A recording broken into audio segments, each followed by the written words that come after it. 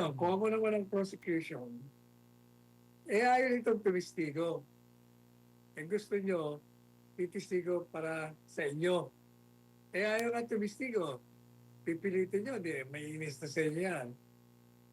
Ayaw tumistigo yan, siguro dahil alam niya na mali yung ginawa niya.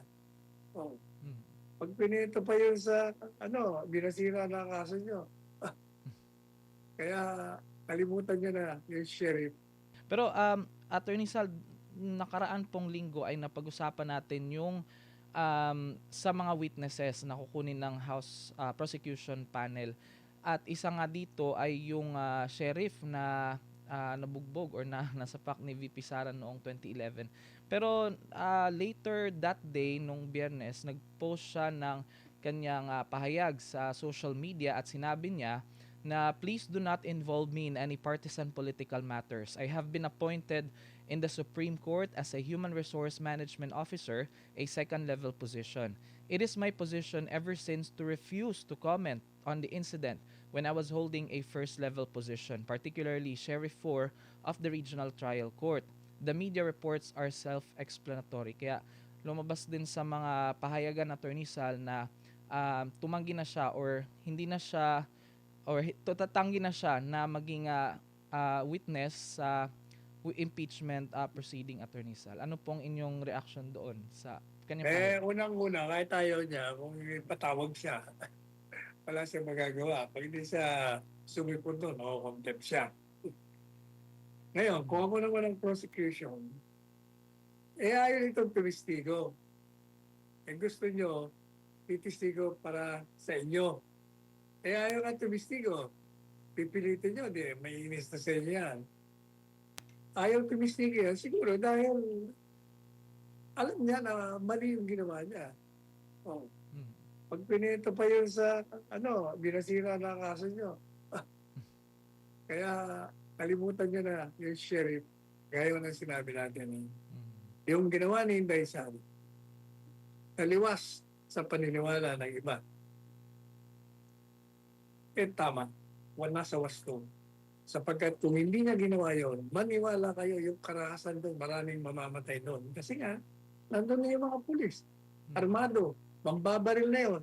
Kaya kailangan somebody has to stop that sheriff from pursuing his order of demolition, which at the time was illegal. Bakit illegal? Dapat 30 days. May grace period ng 30 days yun. Bago mo mapatupad yun. Kasi bakit binibigay ng 30 days? Wala mo pa magpapasan for reconsideration. Pangalawa, kailangan bigyan mo ng pagkakataon. Itong mga settlers na maganap ng malilipatan. O ang gobyerno, pwede yung pumasok at hanapan sila. Hindi basta palalayasin sa kanilang matagal lang tinitiraan kahit nasabihin mo na illegal. Mga tao yan. Hindi naman yung mga animals na they can go to the wilds. Kaya kalimutan niya na si Sherry. Puputok sa mukha niya yan. Ayan nga. At sana hindi na nila kulitin, Attorney Sal. Pero samantala, maaaring tumagal naman daw ng hanggang 7 buwan yung impeachment trial ni Vice President Sara Duterte ayon kay Senate Secretary Renato Bantog. Batay ito sa hiling ng prosecution na 62 trial days at 30 trial days naman para sa depensa na isasagawa 3 beses kada linggo. Nakatakdang magsimula, Attorney Sal, ang paglilitis sa July 6 at ayon kay Bantog, ito na yung posibleng pinakamahabang impeachment trial sa kasaysayan ng bansa. Pero sa side naman ng Senado, Attorney Sal, na kahit ganun yung parang possible na maging timeline, ay pinag-aaralan nila na paikliin yung impeachment trial ni VP Sara para mabigyang panahon yung pagtalakay sa, syempre, sa 2027 national budget at iba pang mahalagang panukalang batas. Ayon kay Senate President Sherwin Gatchalian, maaari namang bawasan yung bilang ng mga testigo at saka yung mga ebidensyang ihaharap para mapabilis yung paglilitis. Ano naman po sa palagay nyo, Attorney Sal, ang masasabi nyo sa posible na timeline ng impeachment trial, attorney? Alam po ninyo, walang makakapagsabi kung matatapos kagad, hindi. Mm. Maraming mga dahilan kung bakit ang isang kaso ay nadidelay. Ang hindi kahandaan, ang kawalan ng testigo. Pinatawag mo, hindi dumating. At wala nang ibang testigo, postpone niya. Kung nagka-diferensya yung mga lead prosecutor or lead defense lawyers na siya ang assigned na humawak ng isang particular na testigo na siya magpipresenta o kaya magpo-cross-examine. O kaya naman, yung mga natural calamity, kung biglang bumagyo, Mm. biglang bumaha, okay, biglang mag-earthquake, maraming kadailanan. Kaya hindi ko tayo nakakasiguro. Bibigay ka lang ng timeline. Pero we're not sure whether ma-obserbahan yun. Pero kung ako tatanungin nyo, given the fact na wala namang kaibibidensya, madali lang talaga matatapos siya. Mm. Bakit kanyo?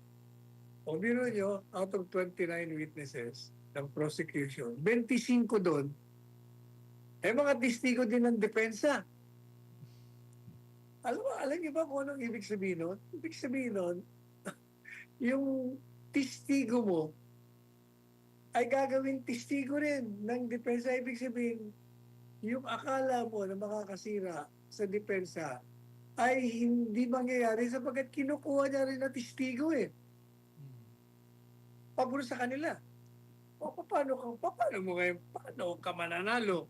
Testigo mo, testigo rin nila. You're funny. Ay, naku, palibasa kasi wala walang mga practice itong mga ito Ito naman mga pumasok. Hindi ko naman masisisi kung bakit hindi papasok. Magandang propaganda sa kanila, maganda sa kanila litigation. Lagi sila nasa dyaryo, nasa media, makakatulong sa kanila practice. Kahit siguro alam nila na wala namang kalaban-laban yung kaso niya, pero sama na rin sila. Pero wala akong mangyayari talaga yan. Maniwala kayo. Mm. Pero may nakikita pa silang isang pag-asa, Attorney Sal, dahil posible daw maging pangunahing issue sa impeachment trial ni VP Sara. Ito ang sealed BIR green box na naglalaman ng kanyang tax record at ng asawa niyang si Attorney Manasseh Scarpio. Naniniwala pa rin yung House prosecutors na mahalaga ito sa alegasyon ng unexplained wealth, habang mariin namang tinutulan ng depensa yung pagbubukas nga at pagmamarka nito bilang ebidensya, Attorney Sal. Will it make a difference, Attorney Sal, kung halimbawa sa trial na mismo ay pahihintulutang buksan yung box na yun, Attorney Sal? Diyan mo makikita ang kawalan ng paghahanda na hindi marunong ang prosecution. Bakit ganyan? Umaasa ka sa isang sealed box, hindi nabubuksan. Madalit sabi, hindi mo alam kung anong laman yan. Whether yung laman yan makakabuti sa yung kaso o makakasira. Hindi ba? You do not present any evidence that is destructive of your cause. Ay, hindi mo nga alam Hindi mo alam. Paano nangyari noon? Estrada, yung sinasabing envelope, akala nila kung ano, nag-walk out pa yun pala. Wala pa ka-ordinary pala naman ng envelope. O, pareho niya. Pangalawa, yung impeachment court lang magdi-decide yan. So, natatawa na. Sa totoo lang, natatawa ako sa kanila at naaawa ako sa kanila. Ayan. Maraming salamat po, Attorney Sal. Samantala sa iba pang issue,